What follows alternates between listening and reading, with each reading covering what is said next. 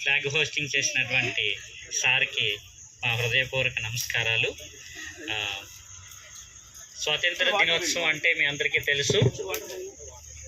మరి బ్రిటిష్ వాళ్ళ యొక్క బానిస సంఖ్యల నుండి విముక్తి పొందినటువంటి రోజు. ఓకేనా? మీ అందరికీ అదేమి తెలియలేని విషయం కాదు. ఓకే, నేను ఒక విషయం చెప్పి ఈ యొక్క కార్యక్రమం నుంచి మైక్ ఇంకొకరికి ఇచ్చే పరిస్థితి.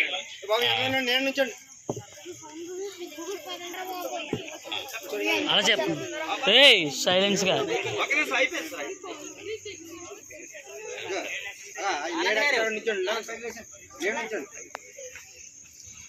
ఓకే, మీ అందరికీ తెలుసు, బ్రిటిష్ ప్రభుత్వం మన దేశాన్ని 200 సంవత్సరాలు పరిపాలించింది. పోర్చుగీస్ వారు, డచ్ వారు, ఫ్రెంచ్ వారు, బ్రిటిష్ వారు మన దేశాన్ని పరిపాలించడం జరిగింది. అయితే బ్రిటిష్ వాళ్ళు అత్యంత క్రూరంగా భారతీయులు హింసించి దాదాపుగా 200 సంవత్సరాలు మనల్ని హింసించి ఆ తర్వాత 1947 ఆగస్టు 15న మనకి స్వాతంత్రం ఇవ్వడం మనందరికీ తెలిసిందే. అయితే నేను ఈ విషయంలో స్వాతంత్ర దినోత్సవం సందర్భంగా అందరూ అన్ని విషయాలు చెప్పారు. డాక్టర్ ఏపీజే అబ్దుల్ కలాం గురించి ఒక్క నిమిషం మాట్లాడతాను. 2020 నాటికి ప్రపంచంలోనే భారతదేశంలో యువతీ యువకులు అత్యధికంగా ఉండే దేశం ఏదైనా ఉందంటే అది భారతదేశం అని డాక్టర్ ఏపీజే అబ్దుల్ కలాం 2020లో అనౌన్స్ చేయడం జరిగింది. ఒకప్పుడు గురజాడ అప్పారావు అన్నారు, దేశం అంటే మట్టి కాదు, దేశం అంటే మనుషులు.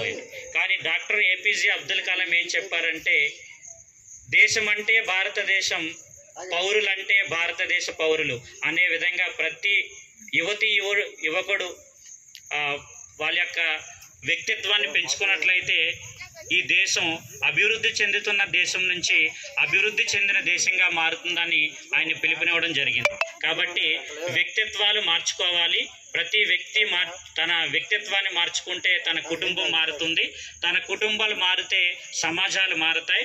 సమాజాలు మారితే ఆటోమేటిక్గా దేశం బాగుపడుతుంది. కాబట్టి ప్రతి ఒక్కరూ కూడా తమ వ్యక్తిత్వాలు వ్యక్తిత్వం అంటే ఏం లేదు, తను చేస్తున్నటువంటి పనిలో నిజాయితీ, అవినీతి లేకపోవడం, స్వార్థం లేకుండా జీవించడం, ఇవన్నీ చేయగలిగితే ప్రతి వ్యక్తి కూడా ఉన్నత స్థాయికి వెళ్తాడు.